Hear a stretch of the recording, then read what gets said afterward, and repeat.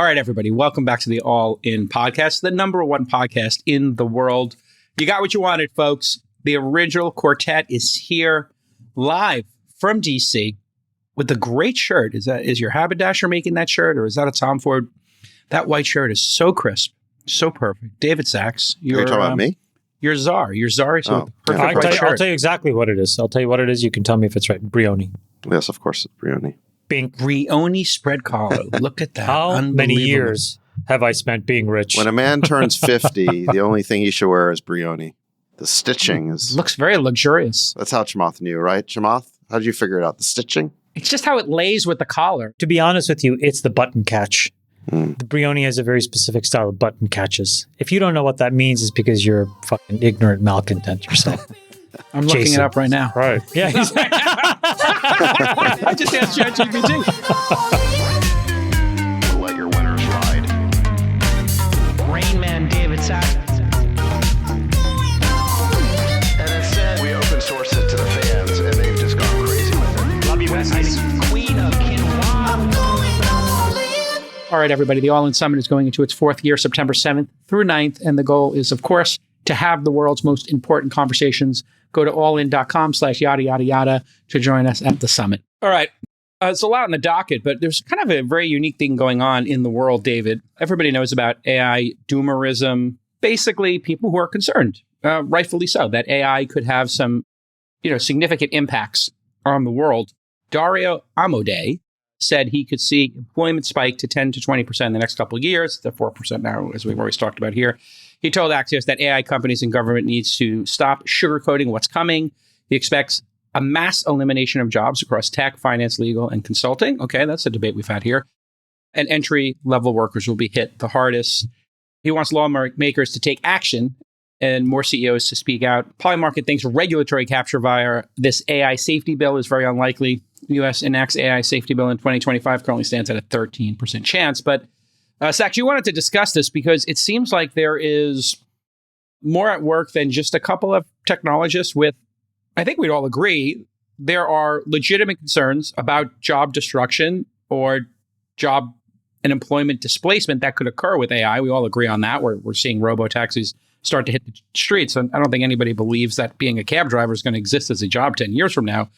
So there seems to be something here about AI doomerism, but it's being taken to a different level by a group of people, maybe with a different agenda, yeah? Well, first of all, let's just acknowledge that there are concerns and risks associated with AI. It is a profound and transformative technology. And there are legitimate concerns about where it might lead. I mean, the future is unknown, and that can be kind of scary. Now, that being said, I think that when somebody makes a pronouncement that says something like 50% of white-collar jobs are going to be lost within 2 years, that's a level of specificity that I think is just unknowable and is more associated with an attempt to grab headlines. And to be frank, if you go back and look at Anthropic's announcement or Dario's announcement, there is a pattern of trying to grab headlines by making the most sensationalist version of what could be a legitimate concern. If you go back 3 years ago, they created this concern that AI models could be used to create bioweapons, and they showed what was supposedly a sample, I think, of Claude generating an output that could be used by a bioterrorist or something like that. And on the basis of that, it actually got a lot of play. And in the UK, Rishi Sunak got very interested in this cause, and that led to the first AI safety summit at Bletchley Park. So that sort of concern really drove some of the initial AI safety concerns, but it turns out that that particular output was discredited. It wasn't true. I'm not saying that AI couldn't be used or misused to maybe create a bioweapon one day, but it was not an imminent threat in the way that it was portrayed. There have been other examples of this. You know, obviously people are concerned about, could the AI develop into a superintelligence that grows beyond our control? Could it lead to widespread job loss? I mean, these are legitimate things to worry about, but I think these concerns are being hyped up to a level that there's simply no evidence for. And the question is why?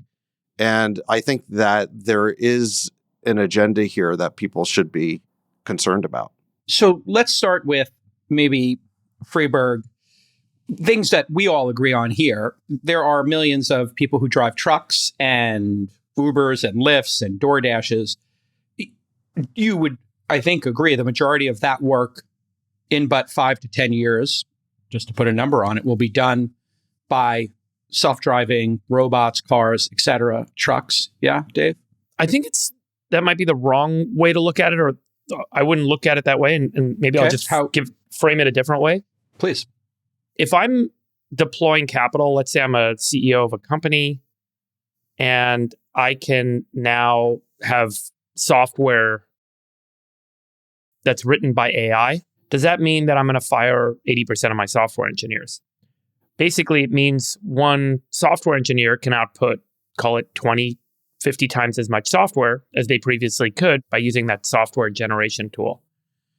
So the return on the invested capital, the money I'm spending to pay the salary of that software engineer, is now much, much higher. I'm getting much more out of that person because of the unlocking of the productivity because of the AI tool than I previously could. So when you have a higher ROI on deployed capital, do you deploy more capital or less capital? Suddenly you have this opportunity to make 20 times on your money versus 2 times on your money. If you have a chance to make 20 times on your money, you're going to deploy a lot more capital. And this is the story of technology going back to the first invention of the first technology of the caveman. When we have this ability to create leverage, humans have a tendency to do more and invest more, not less. And I think that's what's about to happen. I think we see this across the spectrum. People assumed, oh my gosh, software can now be written with one person. You can create a whole startup. You don't need to have venture capital anymore. In fact, what I think we're going to see is much more venture capital flowing into new tech startups, much more capital being deployed because the return on the invested capital is so much higher because of AI. So generally speaking, I think that the premise that AI destroys jobs is wrong because it doesn't take into account the significantly higher return on invested capital, which means more capital is going to be deployed, which means actually far more jobs are going to be created, far more work is going to get done. And so I think that the counterbalancing effect is really hard to see without taking that zoomed out perspective.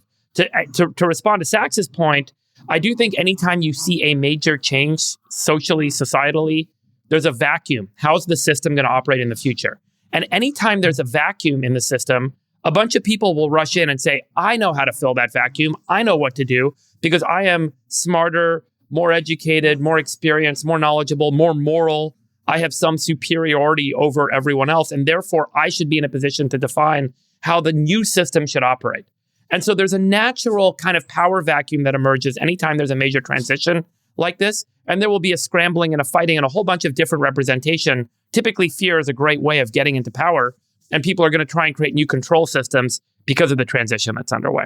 Okay, you're going to see this around the world. Yeah. I mean, so Chamath, it's pretty clear, Freeberg didn't answer this question specifically, so I'm going to give it to you again. You would agree jobs like driving things are going to go away. If we had to pick a number, somewhere between 5 and 10 years, the majority of those would go away. He's positioning, hey, a lot more jobs will be created because there'll be all these extra venture capital and opportunities, et cetera. But job displacement will be very real.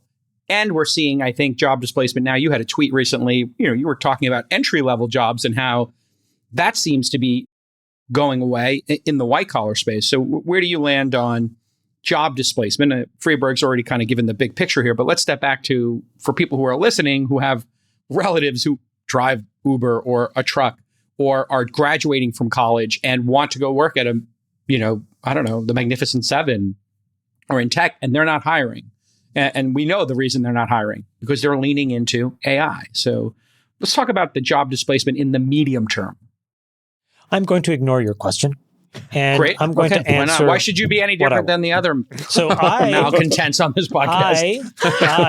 There's two people not wanting to answer the question about job displacement. Interesting trend. No. We'll go back to that. Let me start by just saying that it seems that these safety warnings tend to be pretty coincidental with key fundraising moments in Anthropic's journey. So let's just start with that. And if you put that into an LLM and try to figure out if what I just said was true, it's interesting, but you find it's relatively accurate. And I think that there is a very smart business strategy here. And I've said a version of this about the other companies at the foundational model layer that aren't Meta and Google, because Meta and Google, frankly, sit on these money gushers where they just generate so much capital that they can fund these things to infinity. But if you're not them, so if you're OpenAI or if you're Anthropic, you have to find an angle.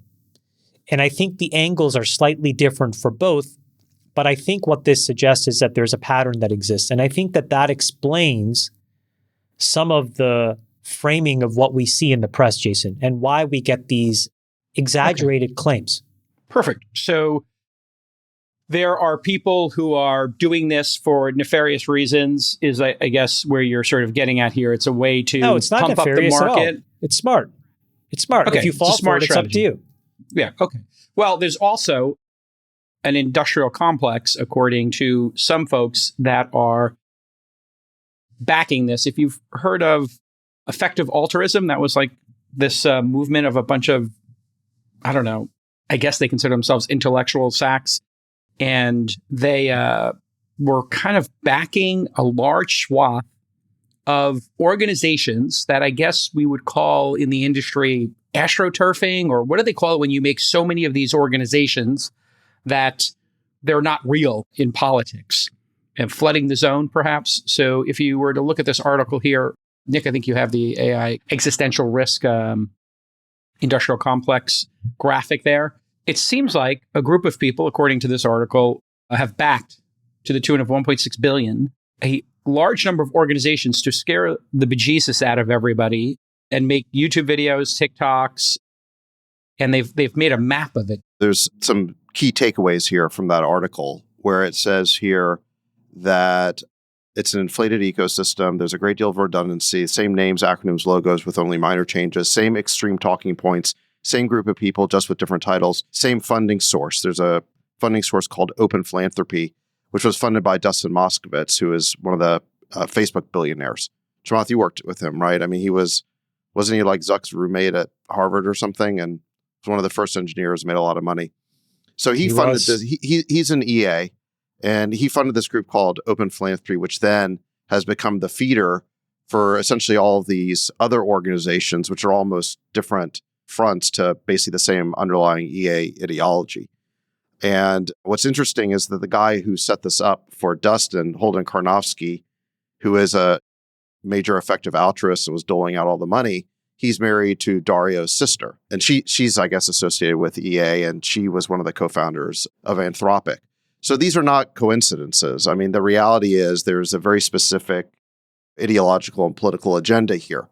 Now, what is that agenda? It's basically global AI governance, if you will. They want AI to be highly regulated, but not just at the level of the nation state, but let's say internationally, supranationally. To what end? Well, if you just do a quick search on global compute governance, it'll tell you what the key aspects are. So number one, they want regulation of computational resources. This includes access to GPUs. They want AI safety and security regulation. They want international, you call them globalist agreements. And they want ethical and societal considerations or policy built into this. Now, what does that sound like? That sounds a lot to me like what the Biden administration was pursuing. Specifically, we had that Biden executive order on AI, which was 100 pages of burdensome regulation that was designed to promote AI safety, but had all these DEI requirements. So, it led to woke AI. You remember when Google launched Black George Washington and so forth. They had the Biden diffusion rule, which created this global licensing framework to sell GPUs all over the world. So extreme restrictions on proliferation of servers, of computing power. They created what's called the AI Safety Institute. And they, again, fostered these international AI summits. So if you actually look at what the Biden administration was tangibly doing in terms of policy, and you look at what EA's agenda is with respect to global compute governance, they were pushing hard on these fronts. And now, if you look at the level of personnel, there were very, very powerful Biden staffers who now all work at Anthropic. So probably the most powerful Biden staffer on AI over the past 4 years was a lawyer named Tarun Chhabra. And he now works at Anthropic for Dario. Elizabeth Kelly, who was the founding director of the AI Safety Institute in the government, now works at Anthropic. Like I mentioned, Dario's sister is married to Holden Karnofsky, who doles out all the money to these EA organizations. So if you were to do something like create a network map, you would see very quickly that there's three key nodes here. There's the effective altruist movement, of which Sam Bankman-Fried's the most notable member, but which I think Dustin Moskovitz is now the main funder. There's the Biden administration and like the key staffers, and then you've got Anthropic. And it's a very tightly wound network. Now, why does this matter? Because also the goals, I think, is... Yes. Well, the goal, like I said, is global compute governance. It's basically establishing national and then international regulations of AI.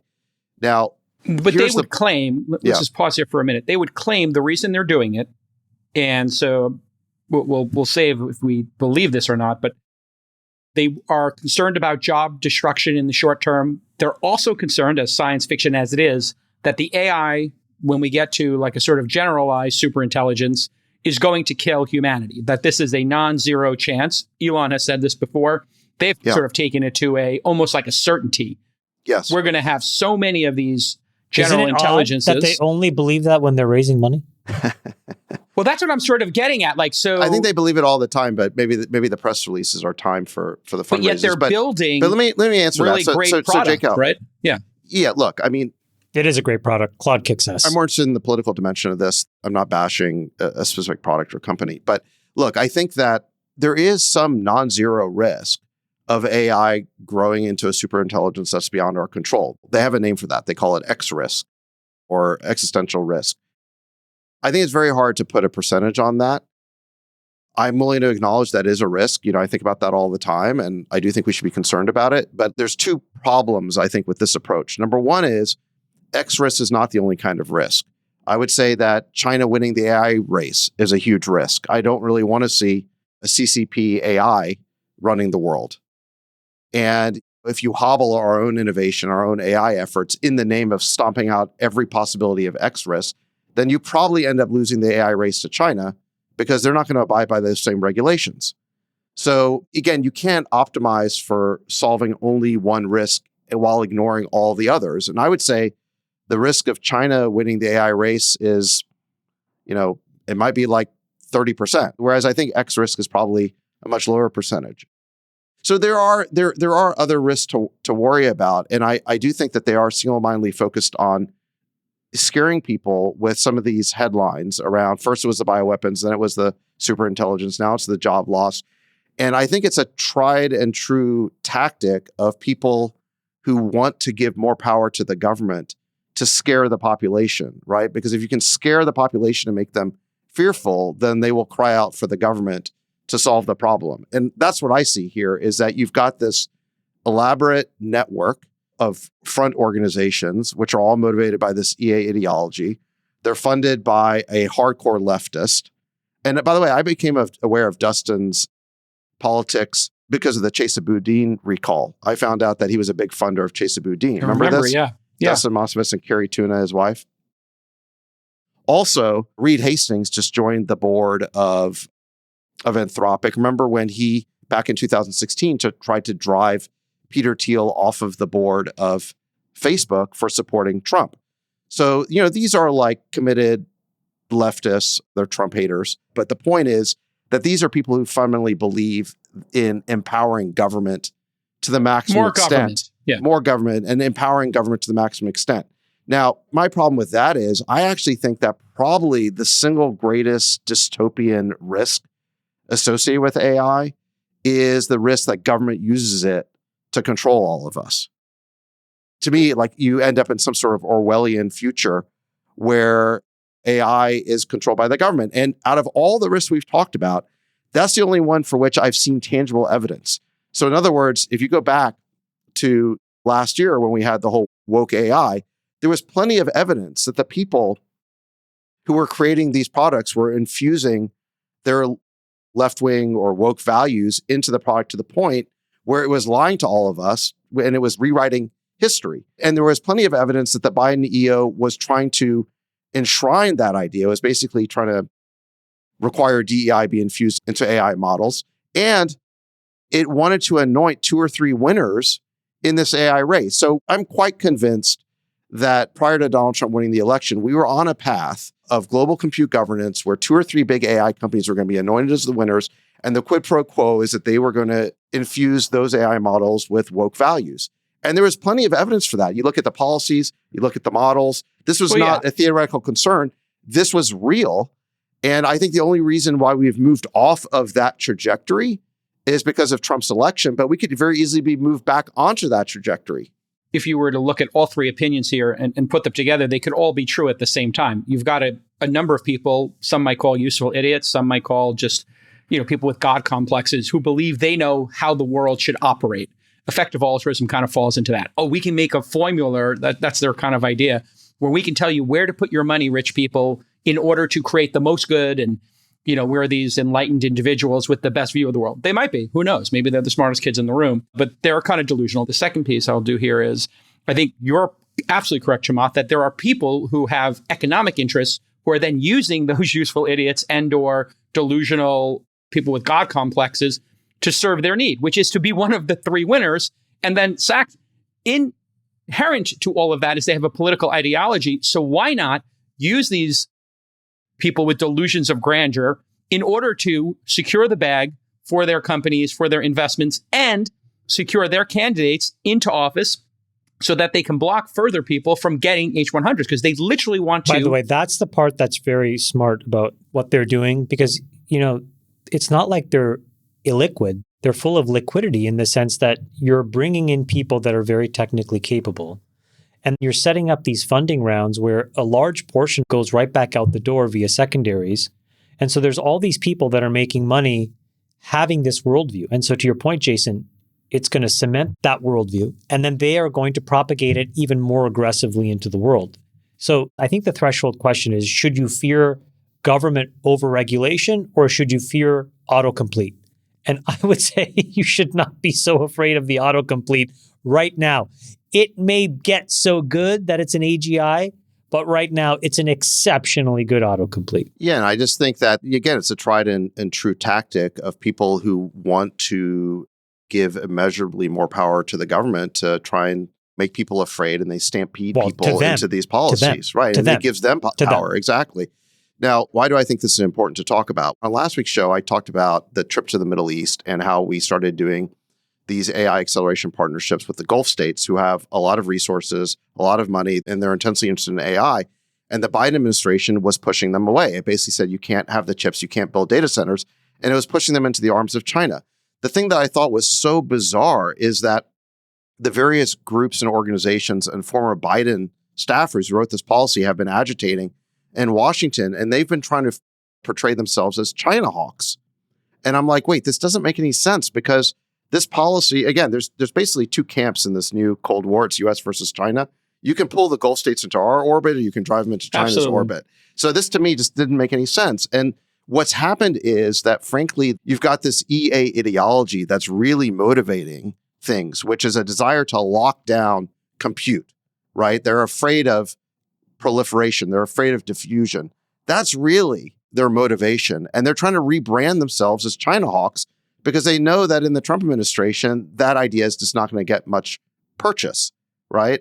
And your position as czar is a level playing field. People compete, and the good guys, the West, should be supported to hit artificial general intelligence as fast as possible. So the bad guys, China, don't get it first. That's a open competition. I don't know if I would frame it around AGI specifically, but what I would say is that, look, I think our policy should be to win the AI race, because the alternative is that China wins it, and that would be very bad for our economy and our military. How do you win the AI race? You got to out-innovate. You got to have innovation. That means we can't have over-regulation and red tape.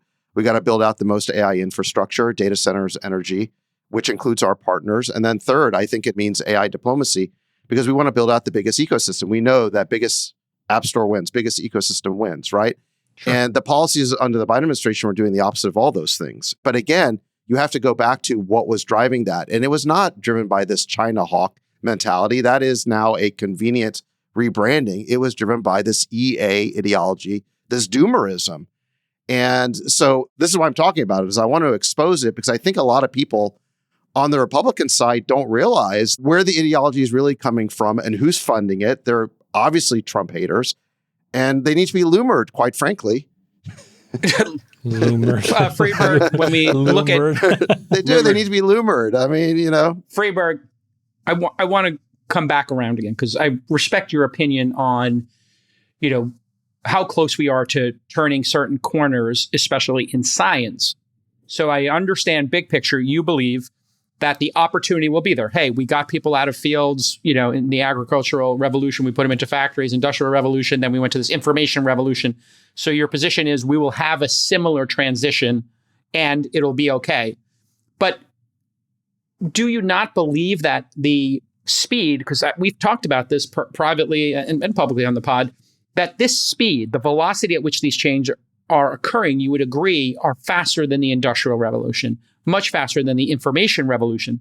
So let's one more time talk about job displacement. And I think the real concern here for a group of people who are buying into this ideology is specifically unions, job displacement. This is something the EU cares about. This is something the Biden administration cares about.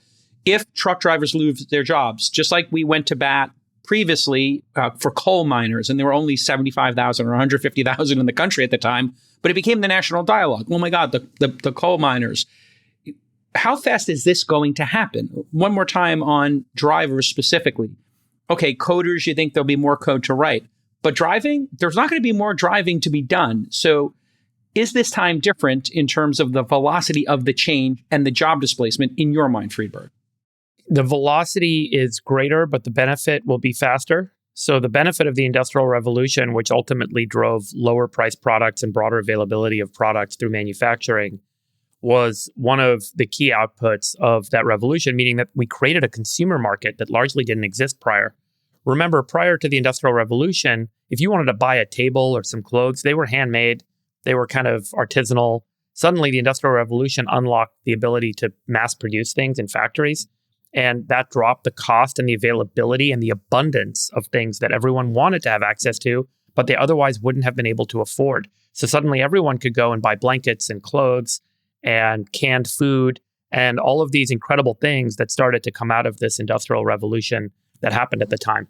And I think that folks are underestimating and under-realizing the benefits at this stage of what's going to come out of the AI revolution and how it's ultimately going to benefit people's availability of products, cost of goods, access to things. So the counterbalancing force, JCal, is deflationary, which is, let's assume that the cost of everything comes down by half. That's a huge relief on people's need to work 60 hours a week. Suddenly, you only need to work 30 hours a week, and you can have the same lifestyle or perhaps even a better lifestyle than you have today. So the counter argument to your point, and I'll talk about the pace of change in specific jobs in a moment, but the counter argument to your point is that there's going to be this cost reduction and abundance that doesn't exist today. Give an example. Let's give some examples that we could see. Automation in food prep. So we're seeing a lot of restaurants install robotic systems to make food, and people are like, oh, job loss, job loss. But let me just give you the counter side. The counter side is that the cost of your food drops in half. So suddenly, all the labor costs that's built into making the stuff you want to pick up, everyone's freaking out right now about inflation. Oh my God, it's $8 for a cup of coffee. It's $8 for a latte. This is crazy, crazy, crazy. What if that dropped down to $2? You're going to be like, man, this is pretty awesome. With good service and good experience, and don't make it all dystopian. But suddenly there's going to be this incredible reduction or deflationary effect in the cost of food. And we're already starting to see automation play its way in the food system to bring inflation down. And that's going to be very powerful for people. Shout out to Itza, Cloud Kitchens, and Cafe X. We all took swings at the bat at that exact concept, is that it could be done better, cheaper, faster. One of the amazing things of these vision action models that are now being employed is you can rapidly learn using vision systems and then deploy automation systems in those sorts of environments where you have a lot of kind of repetitive tasks that the system can be trained and installed in a matter of weeks. And historically, that would have been a whole startup that would have taken years to figure out how to get all these things together and custom program it, custom code it. So the flip side is when Uber hit, those people were not drivers. Think about the jobs that all those people had prior to Uber coming to market. And then the reason they drove for Uber is they could make more money driving for Uber or now driving for And the Uber Eats flexibility. or DoorDash and the flexibility. So their lifestyle got better. They had all of this more control in their life. Their incomes went up. And so there's a series of things that you are correct won't make sense in the future from a kind of standard of work perspective. But the right way to think about it is opportunity gets created. New jobs emerge, new industry, new income, costs go down. And so I keep harping on this, that it's really hard today to be very prescriptive, to Sachs's point, about what exactly is around the corner. But it is an almost certainty that what is around the corner is more capital will be deployed. That means the economy grows. That means there's a faster deployment of growth of new jobs, new opportunities for people to make more money, to be happier in the work that they do. And the flip side being things are going to get cheaper. So, Okay. I mean, I know we're waxing philosophical here, but I think it's really key because you can focus on the one side of the coin and miss the whole other. And that's what Absolutely. a lot of There's journalists opportunity. and One door commentators closes, two more open. and fear-mongers do is they miss Sure. that other side. Got it. Well said, Friedberg. Well said. I think I've heard Satya turn this question around about job loss, saying, well, do you believe that GDP is going to grow by 10% a year? Because what are we talking about here? In order to have the kind of disruption that you're talking about, where, I don't know, 10 to 20% of knowledge workers end up losing their jobs, AI is going to have to be such a profound force that it's going to have to create GDP growth like we've never seen before. That's right. So it's easier for people to say, oh, well, 20% of people are going to lose their jobs. But wait, we're talking about a world where the economy is growing 10% every year. Like, do you actually believe that's more gonna income. happen? That's more income for everyone. That's new jobs being created. It's an inevitability. We've seen this in every revolution. You know, prior to the Industrial Revolution, 60% of Americans worked in agriculture. And when the tractor came around and factories came around, those folks got to get out of doing manual labor in the fields where they were literally, tilling the fields by hand. And they got to go work in a factory where they didn't have to do manual labor to move things. Yeah, they did things in the factory with their hands, but it wasn't about grunt work in the field all day in the sun. And it became a better standard of living. It became new jobs. And today It we became think a about 5-day work week. It went from a 7-day, and six from or 7-day and work today, week to 5. 100 hours a week to 45, 50 hours a week. And now I think the next phase is we're going to end up in less than 30 hours a week with people making more money and having more abundance for every dollar that they earn with respect to what they can purchase and the lives they can live. That means more time with your family, more time with your friends, more time to explore interesting opportunities. So, we've been through this conversation a number of times. I know I'm not. No, it's being important too to bring it up, prescriptive, I think, and really unpack it because fear is peaking now, Sachs. People are using this moment in time to scare people that, hey, the jobs are going to go away and they won't come back. But what we're seeing on the ground, Sachs, is I'm seeing many more startups getting created and able to accomplish more tasks and hit a higher revenue per employee than they did in the last 2 cycles. So it used to be, you try to get to $250,000 in revenue per employee, then 500. Now we're regularly seeing startups hit $1 million in revenue per employee, something that was rarefied air previously, which then speaks to your point, Friedberg, that there'll be more abundance. There'll be more capital generated, more capital deployed. Because more capital deployed for more opportunities, but you're going to need to be more resilient, I think. Yeah. I think it's actually very hard to completely eliminate a human job. The ones that you cited, and JK, you keep citing the same ones because I actually don't think there's that many that fit in this category. The drivers and maybe level 1 customer support, because those jobs are so monolithic. But when you think about even like what a salesperson does, right? It's like, yes, they spend a lot of time with prospects, but they also spend time negotiating contracts and they spend time doing post-sale implementation and follow-up, and they spend time learning the product and giving feedback. I mean, it's a multifaceted job. And you can use AI to automate pieces of it, but to eliminate the whole job is actually very hard. And so I just think this idea that, boom, 20% of the workforce is going to be unemployed in 2 years, I just don't think that it's going to work that way. But look, if there is widespread job disruption, then obviously the government's going to have to react, and we're going to be in a very different societal order. But my point is, you want the government to start reacting now before this has actually happened. Yeah, we don't need to be precogs and predict it. Yeah, it's a total power grab. It's a total power grab to give the government and these organizations more power before the risk is even manifested. And let me say this as well, with respect to all these regulations that were created, the 100-page by NEO and the 200-page diffusion rule, none of these regulations solve the X-risk problem. None of these things actually would prevent the most existential risks that we're talking about. They I'm don't happy solve for alignment. They don't sign for the kill switch. None of that. when someone actually figures out how to solve that problem, I'm all ears. Look, I'm not cavalier about these risks. I understand that they exist, but I'm not in favor of the fear mongering. I'm not in favor of giving all this power to the government before you even know how to solve these problems. Chamath, you did a tweet about entry-level jobs being toast. So I think there is a nuance here, and both parties could be correct. I think the job destruction is happening as we speak.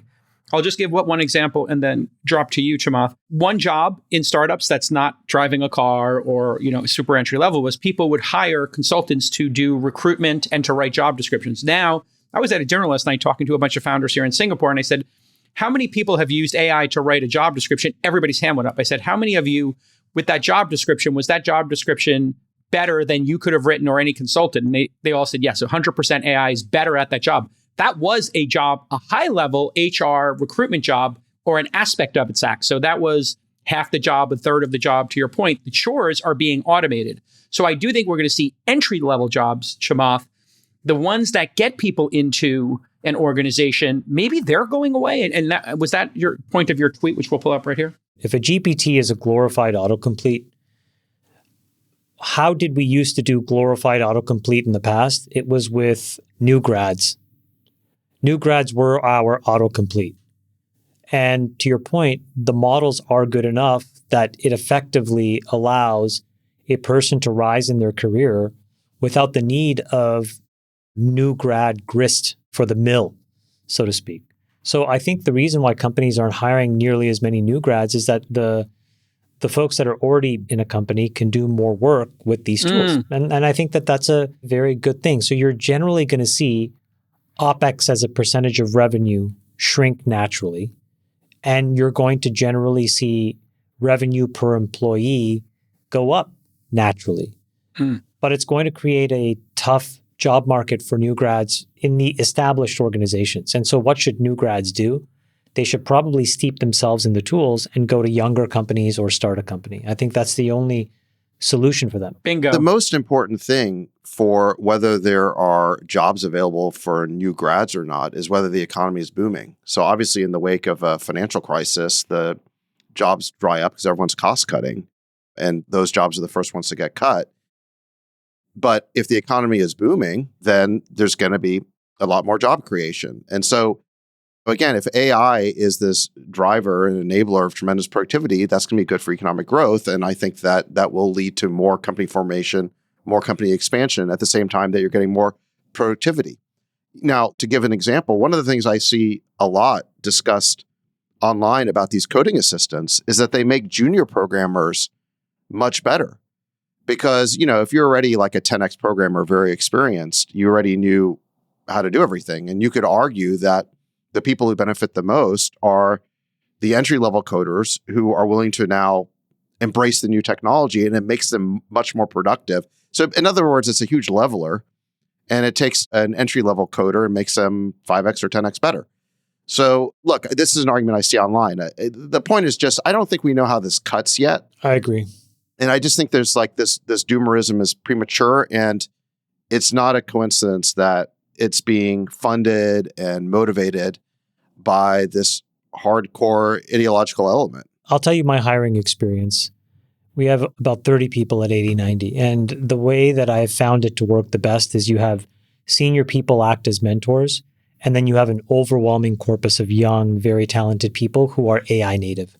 And if you don't find that mix, what you have instead are L7s from Google and Amazon and Meta who come to you with extremely high salary demands and stock demands, and they just don't thrive. And part of why they don't thrive is that they push back on the tools and how you use them. They push back on all these things that the tools help you get to faster. This is why I think it's so important for young folks to just jump in with 2 feet and be AI native from the jump, because you're much more hireable, frankly, to the emergent company. And the bigger companies, you'll have a lot of these folks that see the writing on the wall, may not want to adapt as fast as otherwise. Another way, for example, that you can measure this is if you look inside your company on the productivity lift of some of these coding assistants for people as a distribution of age, what you'll see is the younger people leverage it way more and have way more productivity than older folks. And I'm not saying that as an ageist comment. I'm saying that it's an actual reflection of how people are reacting to these tools. What you're describing is a paradigm shift. It is a big leap. It's like when I went to college, when I took computer science, it was object-oriented programming. It was like C++. It was compiled languages. It was gnarly. It was nasty work. And then you had these high-level abstracted languages. And I used to remember at Facebook, I would just get so annoyed because I was like, why is everybody using PHP and Python? This is like not even real. But I was one of these old Luddites who didn't understand that I just had to take the leap. And what it did was it grew the top of the funnel of the number of developers by 10x. And as a result, what you had were all of these advancements for the internet. And I think what's happening right now is akin to the same thing, where you're going to grow the number of developers upstream by 10x. But in order to embrace that, you just have to jump in with 2 feet. And if you're very rigid in how you think the job should be done technically, I think you're just going to get left behind. Just a little interesting statistic there. Microsoft announced 6,000 job layoffs, about 3% of their workforce, while putting up record profits, while being in an incredible cash position. It's like total confirmation bias. It's like now every time there's a layoff announcement, people try to tie it to AI to feed this doomer story. I don't think that's an AI story. I actually think it. I don't think it's an AI story. I think it is because the people they're eliminating are management, and I think the management layer becomes less 5 necessary. seconds ago, you're saying world. it was entry level employees. Now you're saying it's management. This is total confirmation bias.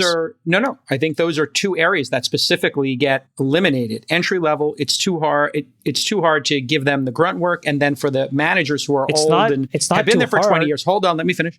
Though for those people, I think they are necessary in this new AI monitoring world. What are you talking about? What is the AI agent that's doing management right now in companies?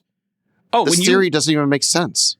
Oh, no, it totally does. There are tools now that are telling you these are the most productive people in the organization. Chamath just outlined who's shipping the most, et cetera, who's using the tools. And then people are saying, well, why do we have all these highly priced people who are not actually shipping code, who are L7s, et cetera? You're totally falling for some sort of narrative here. This makes no sense. I don't think I am. Yeah.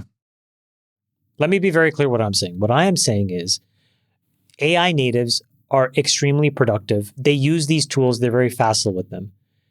I think it's very reductive, but what you see is the older or more established in your career you are in technical roles, what I see is that it's harder and harder for folks like that to embrace these tools in the same way. Now, how does it play out in terms of jobs? I think that just these tools are good enough where the net new incremental task-oriented role that would typically go to a new grad, a lot of that can be defrayed by these models. That's what I'm saying very clearly, specifically. Yes.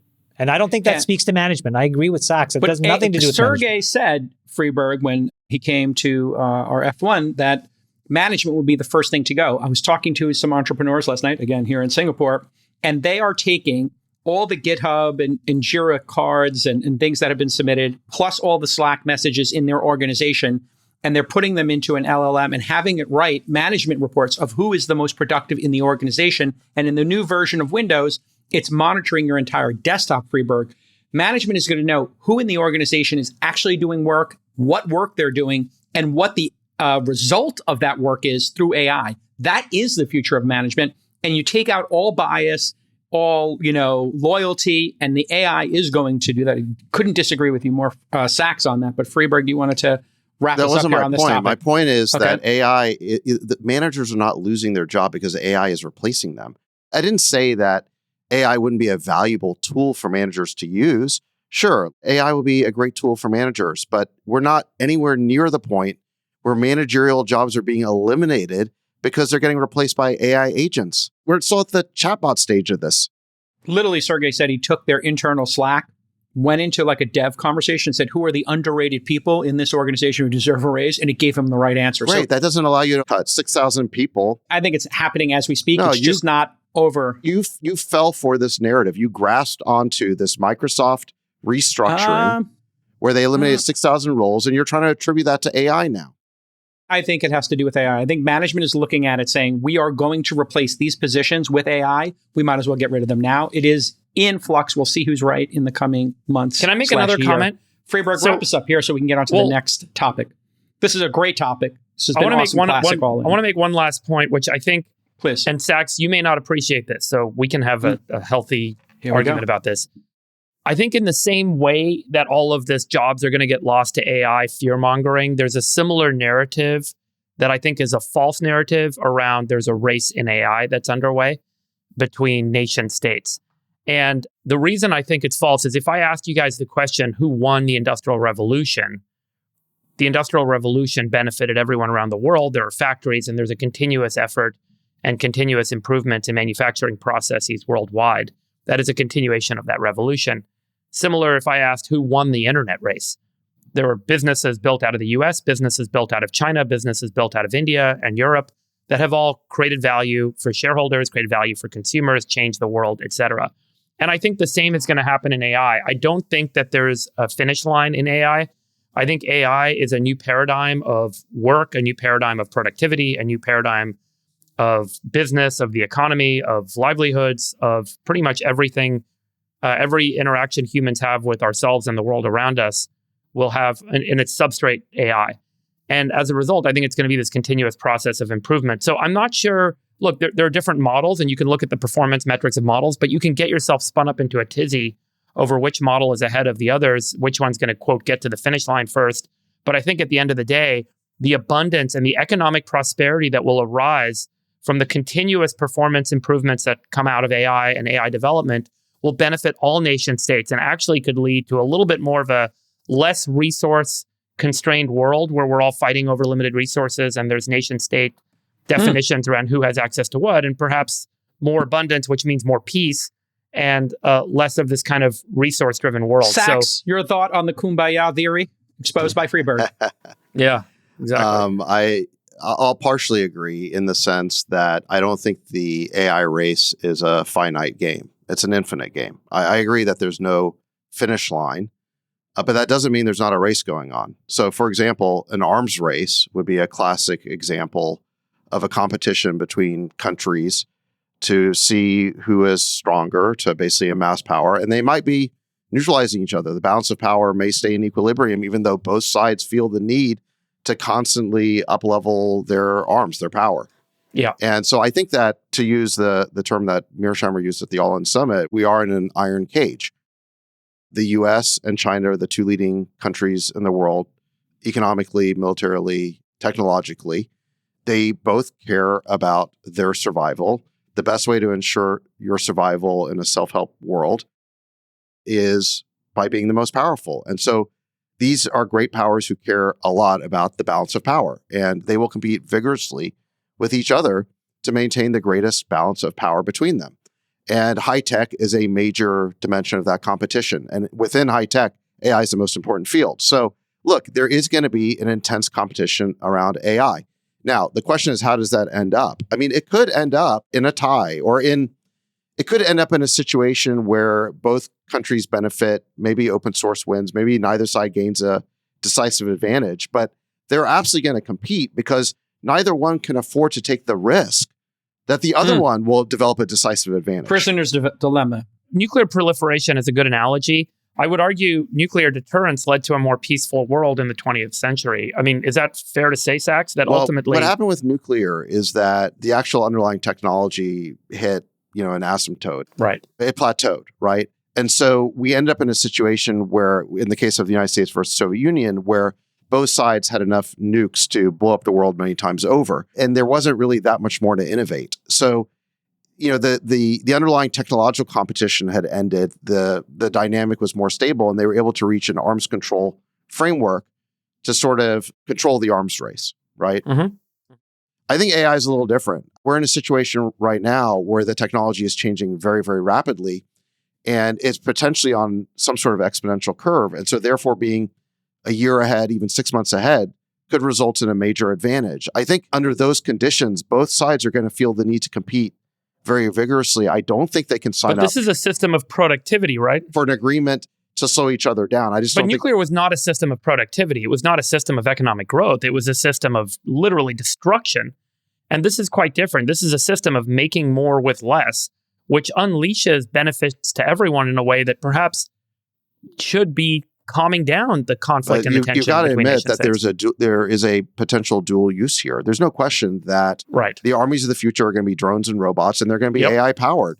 Yeah. And as long as that's the case, these countries are going to compete vigorously to have the best AI. And they're going to want their leaders, their national champions, their stars, and so forth to win the race. What's the worst case, Sachs, if China wins the AI race? What is the worst case what does that scenario? mean? Ask what it means first. Ask Sachs That's what it means. That's literally what I'm asking. Like, what would that scenario be? Would they invade America and they dominate us forever? But and what does it mean to lead?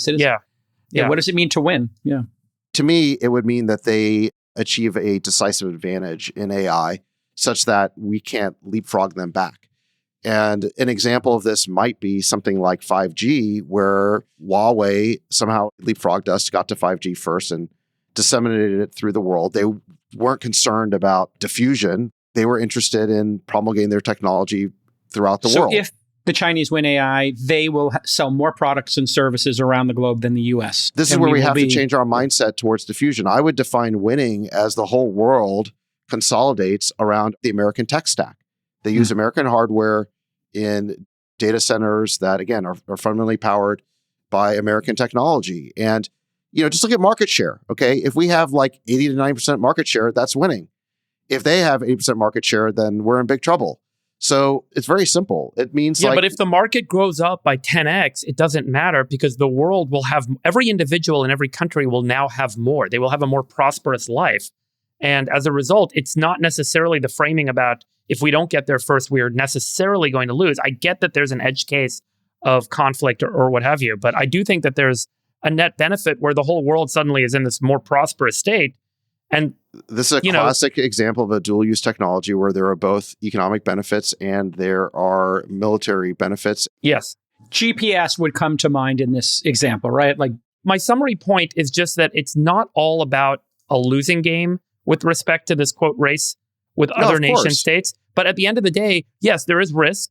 But I do think that if the pace of improvement stays on track like it is right now, holy shit, I think we're in a pretty good place. That's just my point. Okay, some positivity. Okay, look, I hope that the AI race stays entirely positive and it's a healthy competition between nations, and the competition spurs them on to develop more prosperity for their citizens. But as we talked about at the AI summit, there's two ways of looking at the world. There's kind of the economist way that Jeffrey Sachs was talking about, and then there's the balance of power way or realist way, which Mearsheimer was talking about. And when economic prosperity and survival or balance of power come into conflict, it's the realist view of the world that it's the balance of power that gets privileged. And I just think that's the way that governments operate, is that prosperity is incredibly important. We want economic success, but power is ultimately privileged over that. And this is why we're going to compete vigorously in high tech. That's why there is going to be an AI race. Yeah. Okay, perfect segue. We should talk a little bit about what was the topic of discussion. Yesterday, I had a lunch with a bunch of family offices and capital allocators, government folks here in Singapore, and they were talking about our discussion last week about the big, beautiful bill and the debt here in the United States. It's permeating everywhere. The two conversations at every stop I've made here is the big, beautiful bill and the balance sheet of the United States, as well as tariffs. So we need to maybe revisit our discussion last week. Chamath, you had, and Freeberg did an impromptu call with Ron Johnson over the weekend, which then spurred him going on 20 other podcasts to talk about this. Stephen Miller from the administration has been tweeting some corrections or his perceived corrections about the bill. And Sachs, I think you've also started tweeting this. Where do we want to start? Maybe. Well, I think there are just a couple of facts that should be cleaned up because. Okay, so facts from the administration, their view of our discussion. Yeah. Well, even though I was defending the bill last week, on the whole, I wasn't saying it was perfect. I was just saying it was better than the status quo. Yeah, you were clear about that. Yeah, but even I, in doing that, was conceding some points that I think were just factually wrong. And the big one was that I said I was disappointed that the DOGE cuts weren't included in the big, beautiful bill.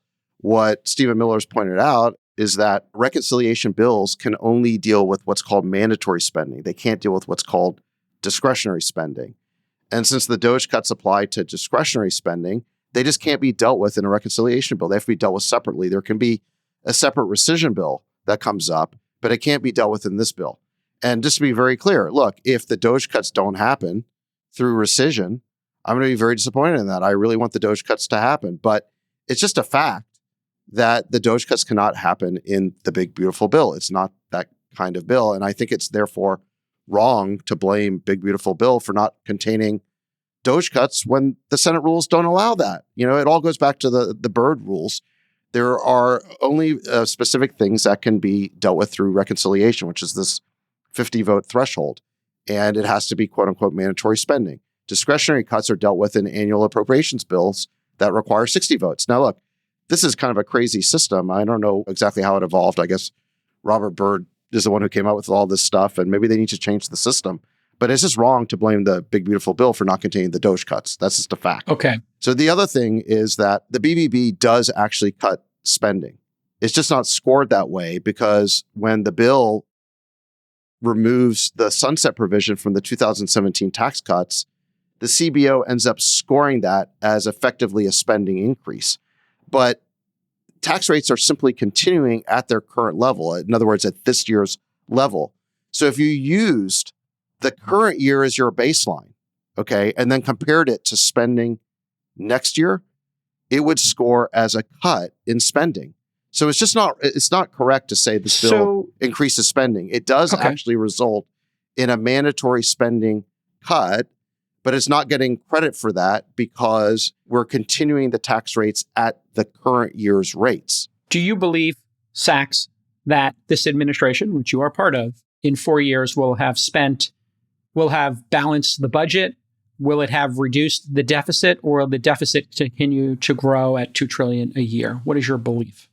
Because there's a lot of strategies going on here. Yeah. My belief is that President Trump came into office inheriting a terrible fiscal situation. I mean, basically, that he created and that Biden created. I don't think he created it. They both put $8 trillion on the debt. That's just a fact. Big difference. It's a big difference to add to the deficit when you're in the emergency phase of COVID. And there's emergency give him a mulligan spending for that. Sure. It's emergency spending. It was never supposed to be permanent. And then somehow Biden made it permanent. And he wanted a lot more. Remember Build Back Better? He wanted a lot more. So, it's tough when you come into office with a, $2 trillion annual deficit. So to my original question. Now, look, hold on. Would I like to see the deficit eliminated in 1 year? Yeah, absolutely. But there's just not the votes for that. Well, I asked you for 4 years. There's a 1 vote margin here in the House, and the Democrats aren't cooperating in any way. So I think that the administration is getting the most done that it can. This is a mandatory spending cut. And I think the DOGE cuts will be dealt with, hopefully through rescission, in a subsequent bill. I'm asking you about 4 years from now. Will we be sitting here in 4 years? Will Trump have cut spending by the end of this term? In another 3.5 years, will we be looking at a balanced budget potentially? Is that the goal of the administration? Or will we be at 42, 44, $45 trillion at the end of Trump's second term, David Sachs? Listen, if you want that level of specificity, you're going to have to get Scott Besson on, okay? This is just not my area. I'm not going to pretend to have that level of detailed answers. But what I believe is that the Trump administration's policy is to spur growth. I think that these tax policies will spur growth. I think that AI will also be a huge tailwind. It'll be a productivity boost. I think let's stop being doomers about it. We need that productivity boost. And I think that the net result of those things will be to improve the fiscal situation.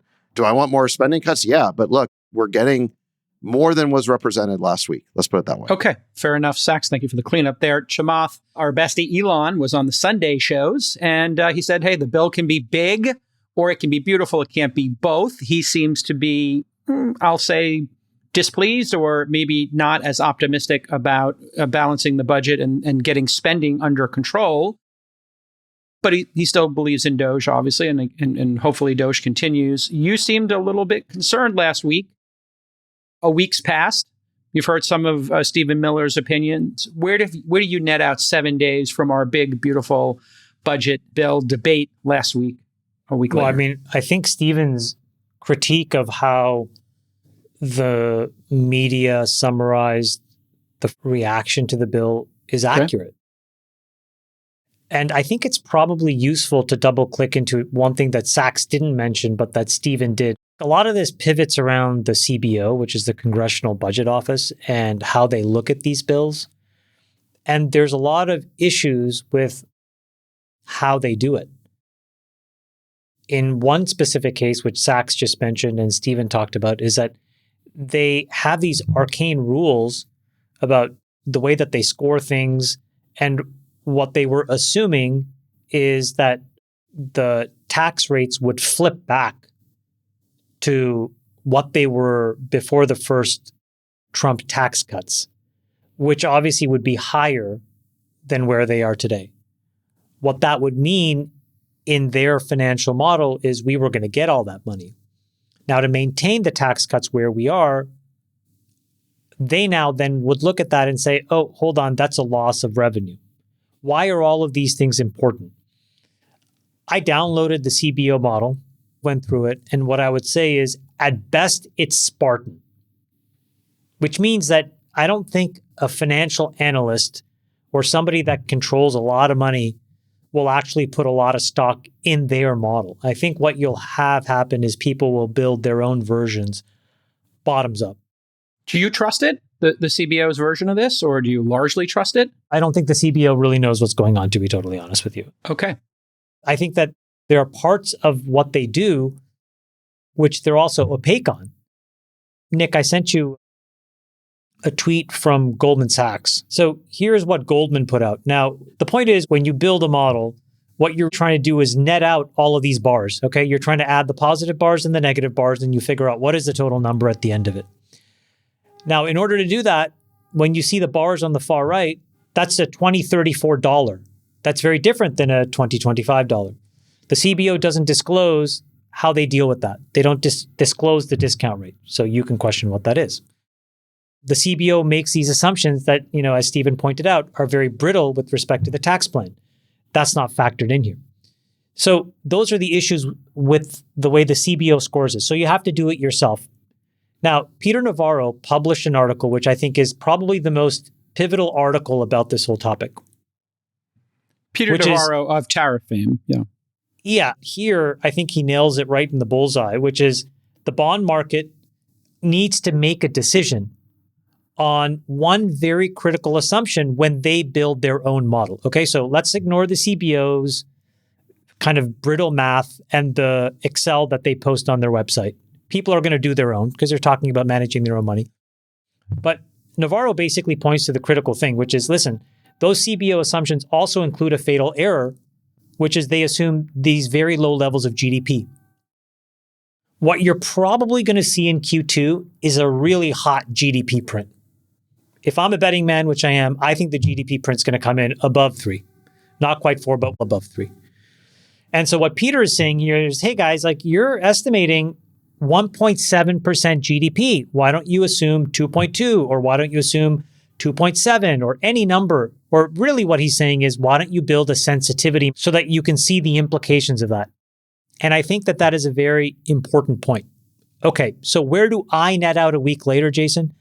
It's pretty much summarized in the tweet that I posted earlier today. So over the last week, as people have digested it, I think that there are small actors in this play and big actors. The biggest actor is obviously President Trump, but the second biggest actor is the long end of the bond market. These are the central bankers, the long bond holders, and these macro hedge funds. Why? Because they will ultimately determine the United States' cost of capital. How expensive will it be to finance our deficits? Irrespective of whatever the number is, it could be $1 or it could be $1 trillion. That doesn't matter right now. The point is, what is going to be our cost of capital? And what's happened over the last little while is that they've steepened the curve and they've made it more expensive for us to borrow money. That's just the fact. So how do we get in front of this? I think the most important thing, if you think about what Peter Navarro said, is this plan and the bill can work if we get the GDP right. Okay? So how do you get the GDP right? And this is where I have one very narrow set of things that I think we need to improve. And the specific thing that I'll go back to is today, America is at a supply-demand trade-off on the energy side. What does that mean? We literally consume every single bit of energy that we make. We don't have slack in the system. We are growing our energy demands on average about 3% a year. So I think the most critical thing we need to do is to make sure the energy markets stay robust, meaning there's a lot of investment that people are making. On Tuesday, I announced a deal that I did building a 1 gigawatt data center in Arizona. This is a lot of money. This is little old me, but there are lots of people ripping in huge, huge, huge checks, hundreds of billions of dollars. I think the sole focus has to be to make sure that the energy policy of America is robust and it keeps all the electrons online. If there's any contraction, I think it'll hit the GDP number because we won't have the energy we need. And that's where things start to get a little funky. So I think where I am is, I think President Trump should get what he wants. I think the bill can work, narrowly address the energy provisions, and I think we live to fight another day. So Friedberg, cynical approach might be, we're working the refs here. The CBO is not taking into GDP. This GDP has a magical unicorn in it. AI and energy is going to spur this amazing growth. But the bond markets don't believe it either. So are we looking at just a GOP, a party, I'll put the administration aside, that is just as recklessly spending as the Democrats, and they want to change the formula by which they're judged in the future, that there's going to be magically all this growth and growth solves all problems. And what we really need to do, to your point, I think 2 weeks ago, that this is just disgraceful to put up this much spending, and we have to have austerity, and we need to increase maybe the discipline in the country, and both parties have to be part of that. I'm asking you from the cynical perspective, maybe to represent or steel man the other side here. We had a conversation with Senator Ron Johnson after we recorded the pod last week, and he was very clear in a key point, which is that this bill addresses mandatory spending. Just to give you a sense, 70% of our federal budget is mandatory spending. 30% falls into that discretionary category. The mandatory spending is composed of the interest on the debt, which is now well over $1 trillion a year, on its way to $1.5 trillion, almost $2 trillion a year. Medicare, Medicaid, Social Security, and some other income security programs. And as Ron Johnson shared with us, over the years, more and more programs have been put into the mandatory spending category. And so you can get past the filibustering in the Senate to be able to get budget adjustments done. The key thing he's focused on, and Rand Paul is focused on, and I've talked about, is the spending level of our mandatory programs. The big, beautiful bill proposes a roughly $70 billion per year cut in Medicaid. Okay, and that sounds awful. How could you do that to people? In 2019, the year before COVID, Medicaid spending was $627 billion. 2024, it was $914 billion. So the $70 billion cut gets you down to $840. You're still roughly, call it 40% above where you were in 2019. So is that the right level? And fundamentally, the opportunity to cut those mandatory programs, which I know sounds awful to cut Social Security and cut Medicaid, but the reality is they're not just being cut from a low level. They're being cut from a level that's 60+% higher than they were in 2019. I gave you another example, which is the SNAP program, the food stamp program. Again, $15 billion of the $120 a year that we spend on food stamps is being used to buy soda. And a whole another chunk of that 120 is being used to buy other junk food. So they have proposed in this bill to cut SNAP down to 90. And it was 60 in 2019. So it's still 50% above where it was in 2019. So the key point that's being made by Ron Johnson and others is that the spending on these mandatory programs, which account for nearly 3/4 of our federal budget, are still very elevated relative to where we were in 2019. And we are not going to get out of our deficit, barring a massive increase in GDP, without changes to the spending level. Now, I don't put the blame on the White House. This bill passed with one vote in the House, one vote. And so a key point to note, and I've said this from day one, and every time I've gone to DC and every time we've talked about DOGE, I've said there's no way any of this stuff's going to change without legislative action from the Congress. And here we are seeing Congress, for whatever reason, you can listen to Ron Johnson, you can listen to Rand Paul, you can listen to others say, you know what, we can't cut that deep. It is going to be too harmful to our constituents. We need to keep the programs at their current levels or make no changes at all or only modest changes. And that's where we are. That's the reality. Now, I do think that Navarro did an excellent job in his op-ed for whatever criticism we may want to lay on Navarro for many other things. He pointed out that the CBO projections in 2017 for the next year's GDP growth numbers was 1.8 to 2%, and it actually came in at 2.9%, a full 1 point higher because of the Tax and Jobs Act that was passed by the Trump administration in 2017. So the additional money that goes into investments because lower taxes are being paid fueled GDP growth. This is what some people call trickle-down economics. People ridicule it. They say it doesn't work. It's not real. But in this particular instance, they cut taxes and the GDP grew much faster than was projected or estimated by the economists at the CBO. So the argument that's being made is that we are not capturing many of the upsides in the GDP numbers that are being projected. And I will be honest about this. I don't think anyone knows how much the GDP is going to grow. We don't know the economic benefit and effects of AI. We don't know the economic benefits and effects of the work that's being done to deregulate. Another key point, which is not talked about by Navarro or anywhere else, there's a broad effort to deregulate, standing up new energy systems, deregulate industry and pharma, deregulate banking. Besson talked about this in our interview with him. All of those deregulatory actions, theoretically, should drive more investment dollars, because if you can get a biotech drug to market in 5 years instead of 10, you'll invest more in developing new biotech drugs. If you can stand up a new nuclear reactor in 7 years instead of 30, you'll build more nuclear reactors. Money will flow. If you can get a new factory working, because it's a lot easier and faster to build the factory and cheaper, you'll build more factories and production will go up. People were really taken, by the way, by your comment that you would shut up about the deficit if we had like a really great energy policy and we were dumping a lot on top of it. I want to build on the point that both Chamath and Friedberg made about growth rates. So there's a very important chart here from Fred. This is the Federal Reserve of St. Louis. This is federal receipts. So basically it's federal tax revenue as a percent of GDP. And this goes all the way back to, the 1930s, 1940s. So if you look in the post-World War II period, you can see, just eyeballing it, that there's a lot of variation around this, but the line is around 17.5%, plus or minus 2%.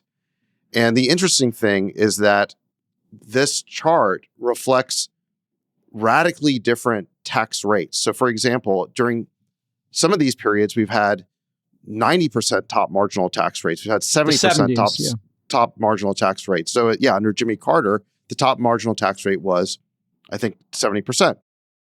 We've had tax rates, under Reagan or Clinton in the 20s. So the point is that the tax rate that you have and what you actually collect as a percent of GDP don't correlate. The most important thing by far is just how the economy is doing. If you look at the top tick, it's around 2000 there. If you just mouse over it. 1999 to 2000, yeah. Yeah, we get just under 20% of federal receipts as a percent of GDP. And tax rates were quite low back then. The reason why is we had an economic boom. So look, the point is the most important thing in terms of tax revenue is having a good economy. And this is why you don't just want to have very high tax rates, because they clobber your economy. So this point that Navarro was making in that article, it actually makes sense. I mean, 1.7% is a pretty tepid growth assumption. We should be able to grow a lot faster. And if we have a favorable tax policy, you can grow a lot faster. Now, if you go to spending, can you pull up the Fred chart on spending? What you see here is that, it's been kind of going up, but let's say that since the mid-1970s or so, federal net outlays as a percent of GDP, so basically spending, was around 20% of GDP. And then what happened is during COVID, it went crazy, went all the way up to 30%, and now it's back down to, low 20s, but it's still not back down to 20. And what we need to do is grow the economy. We have to grow GDP to the point where federal net outlays are back around 20%. If you could get tax revenue to the historical mean of around 17.5% or 17%, you get spending to 20%, then you have a budget deficit of 3%, which is much more tolerable. And I think that's Besson's target under his 3-3-3 plan, right? Is you get GDP growth back up to 3% and you get the budget deficit down to 3%. All right, Chamath, you had some charts you wanted to share? Well, I think what's amazing is if you take last week and now again this week, we're all converging on the same thing. The path out of this is through GDP growth. And I just want everybody to understand where we are. And this is without judgment. This is just the facts. What this chart shows in gray is the total supply of power in the United States. And the blue line is the utilization. So what you build for is what you think is a premium above the demand, right? You'd say if there's 1 unit of demand, let's have 1.2 units of supply, we'll be okay. But as it turns out historically in the United States, we've had these cycles where we didn't really know what the demand curve would look like. And so over the last number of years, we've stopped really building supply in power. But what happened with things like AI and all of these other things is that the demand just continued to spike. And so what this chart shows is we are at a standstill sitting here today in 2025. On margin, we're actually short power, which is to say, sometimes there are brownouts, sometimes there's lack of power because we didn't add enough capacity. So that's where we are today. So then we talk about all of these new kinds of energy. And this is just meant to ground us in the facts. If you tried to turn on a project today, sitting here in May of 2025, here's what the timelines are. We all talk about SMRs, small modular reactors. The reality is that if you get everything permitted and you believe the technology can be de-risked, you're still in a 2035 plus timeframe. You're a decade away. If you have an unplanned nat gas plant, today, the fastest you could get that on is 4 years from now. If we tried to restart a mothballed nuclear reactor, of which there are only 3 we can restart, that's a 2027 to 2030 timeframe. So let's give us the benefit of the doubt. That's 2 years away. If we needed a planned nat gas plant, there's already 24 gigawatts in the queue, which can't get turned on. So where does this end up? And this is where I think we need to strip away all the partisanship and understand what we're dealing with. We have ready supply of renewable and storage options today.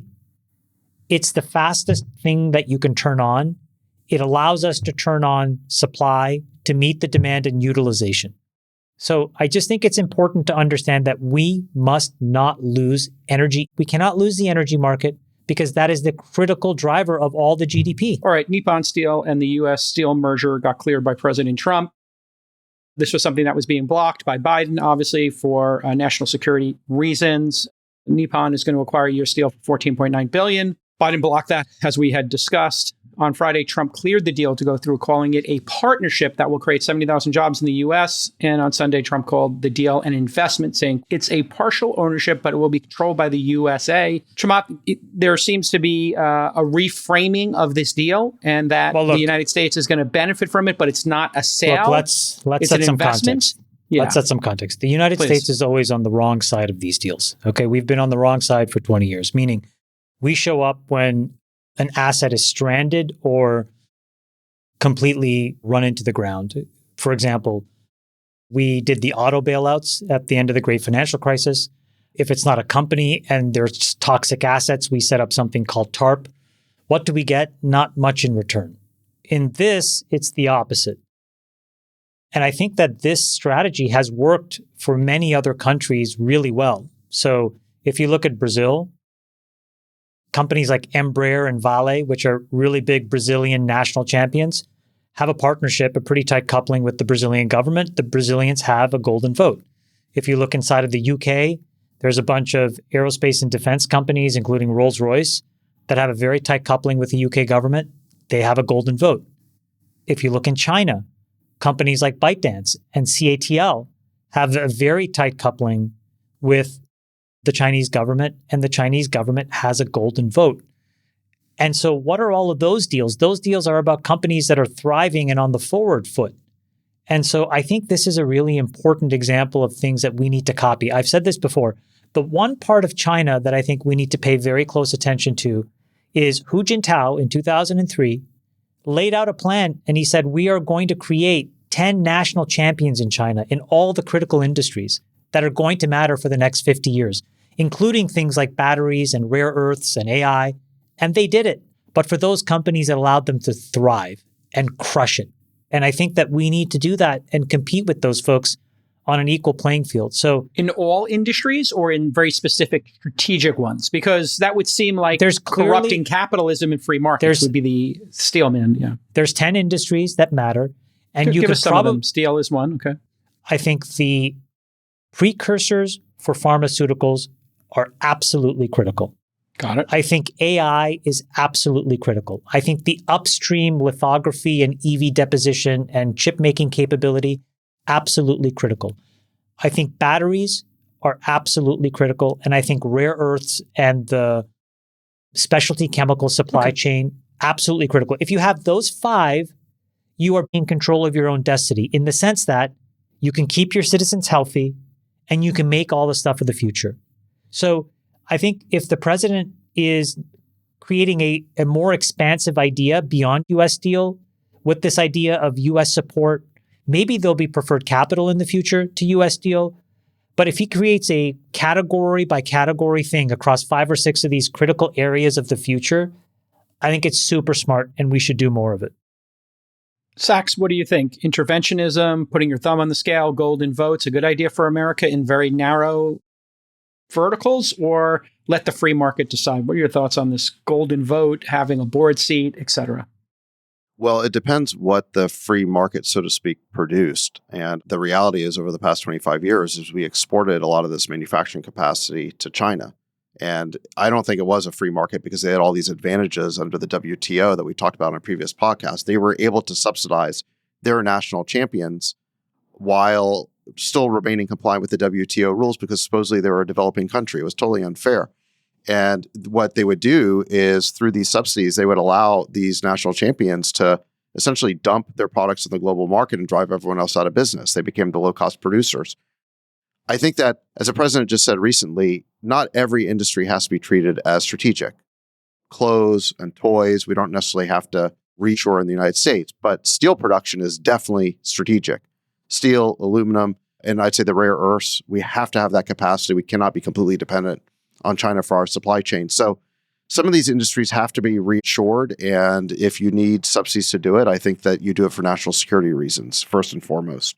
There are other sense, there are other industries where the private market works just fine. And what we need to do to help those companies is simply not get in their way with unnecessary red tape and regulations. So I would say empower the free market when America is the winner. And then in other areas where they're necessary for national security, then you have to be willing to basically protect our industries. Freeberg, it seems like the great innovation here might also be the American public getting upside. When we gave loans to Solyndra and Tesla and Fisker and a bunch of people for battery-powered, energy under Obama, we just got paid back in some cases by Elon. Other people defaulted, but we didn't get equity. What if we had, instead of getting our $500 million back in the loan from Elon, which he paid back early and with interest, if we got half back and we got half in equity, RSUs, whatever, stock options, warrants, this would be an incredible innovation. So what are your thoughts here? Because people look to this podcast as, hey, the free market podcast, but this does seem to be a notable exception here of maybe we should get involved and do these golden, share votes, board seats, maybe more creative structures in order to win faster. What are your thoughts, Freeberg? I don't like it. I don't like the government in markets. Keep the government out of the markets. It creates a slippery slope. First of all, I think markets don't operate well if government's involved. It gets inefficient, and that hurts consumers. It hurts productivity. It hurts the economy. Second, I think it's a slippery slope. You do one thing now. Question though, Freeberg, if government non-intervention results in all of the steel production moving offshore, if it results in all the rare earth processing and the rare earth magnet casting industries moving offshore, in fact, not just moving offshore, but moving to an adversarial nation, such that they can just switch off our supply chain for pretty much every electric motor. Is that an outcome of the quote unquote free market that we should accept? Well, then I think that's where the government can play a role in trade deals to manage that effect. So you can create incentives that'll drive onshore manufacturing by increasing the tariff or restricting trade with foreign countries. so that there isn't a cheaper alternative, which is obviously one of the plays that this Trump administration is trying to do. I'd rather have that mechanism than the government making actual market-based decisions and business decisions. You know how inefficient government runs. You know how difficult it is to assume that that bureaucracy is actually ever going to act and pick any best interest or any good interest at all. They're just going to fuck it all up. So I'd rather keep the government entirely out of the market, create a trade incentive where the trade incentive basically will drive private markets, private capital to build that industry onshore here because there isn't one and there's demand for it because you've restricted access to the foreign market. That, I think, would be the best general solution, Sachs. And then I think it's a slippery slope because then you could always rationalize something being strategic, something being security interests in the United States. So then every industry suddenly gets government intervention and government involvement. And then the third thing is I don't want the government making money that the Congress then says, hey, we've got more money, we've got more revenue, let's spend more money, because then they'll create a bunch of waste and nonsense that'll arise from having increased revenue. One side, and I will say, one thing where I do think we do a poor job is we don't do a good job, to answer your question, J. Cal, of investing the retirement funds that we've mandated through Social Security. We should be taking the $4.5 trillion that our Social Security beneficiaries have had deducted from their paychecks over many, many years. And those Social Security future retirees or current retirees are getting completely ripped off because their money is being loaned to the federal government. It's not being invested. It's been loaned to the government to spend money and run a deficit and ultimately inflate away the value of the dollar. We should have been investing those dollars in some of these strategic assets. So if ever there were to be shares or investment that the government does, it should be done through strategic investing through the Social Security or retirement program. Similar, by the way, to what's done in Australia, where these supers have created an extraordinary surplus of capital. Same in Norway, same in all the Middle East countries. Incredible sovereign wealth funds that benefit the retirees and the population at large. That's where the dollars should be invested from. I do think the fundamental focus priority right now should be reforming Social Security while we still have the chance. We have until 2032 when Social Security will be functionally bankrupt and everyone's going to get overtaxed and kids are going to end up having to pay through inflation for the benefits of the retirees of the last generation. Friedberg's right. We're on a 7-year shot clock to when Social Security is not funded. And by the way, this opportunity to fix mandatory spending, it was an opportunity to introduce some structural reform in Social Security. Another reason why I think that there's a degree of disgraziata in this bill, particularly with how Congress had acted and not addressing what is becoming a critical issue because everyone wants to get reelected in the next 12 months, 18 months. They've got elections coming up. So everyone's scrambling to not mess with that because you can't touch it. It's like, you know what? Guys, this is bankrupt in 7 years. It's going to cost us 5-10 times as much when we have to deal with it when everyone runs out of money. Deal with it now. Fix the problem. And by the way, we should flip all that money, $4.5 trillion, into an investment account for the retirees where they can own equities and they can make investments in the markets and they can participate in the upside of American industry and the GDP growth that's coming. Instead, they're getting paid 3.8% or 4.5% average from treasuries that they own that, by the way, are now have a lower credit rating than they've ever had. You know, it's crazy. I'm in complete agreement with you. And I think it's a lack of leadership on Trump's part. If Trump is going to criticize Taylor Swift and Zelensky and Putin and everybody, you know, all day long on Truth Social, he can criticize Congress and the Democrats and the Republicans on not cutting spending. I think he should speak up. I think he was elected to do that. It was a big part of the mandate. And he should tone down the tariff chaos and tone up the and lean into intelligent immigration, you know, recruiting great talent to this country. And he should be pushing to make these bills control spending. That's just one person's belief. 4, the chairman dictator, Chamathpai Hapatia, your czar, David Sachs, in that Chris Brioni white shirt. Very beautiful. And the Sultan of Science, deep in his Wall-E era. I am the world's greatest moderator, and as Friedberg will tell you, executive producer for life here at the All In podcast. We'll see you all next time. Bye-bye. Jason at allin.com. Love you, boys. Bye-bye. We'll let your winners ride. Rain Man David Sachs. And instead, we open source it to the fans, and they've just gone crazy with it. Love you, Bestie. Queen of Quinoa.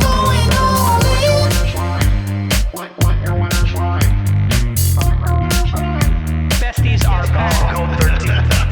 That's my dog taking a notice in your driveway.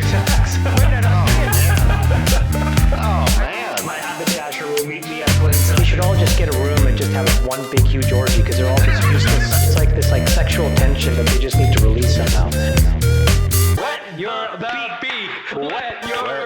Fee. Fee. What? That's gonna be we need to get merch. Besties are I'm back. going all in.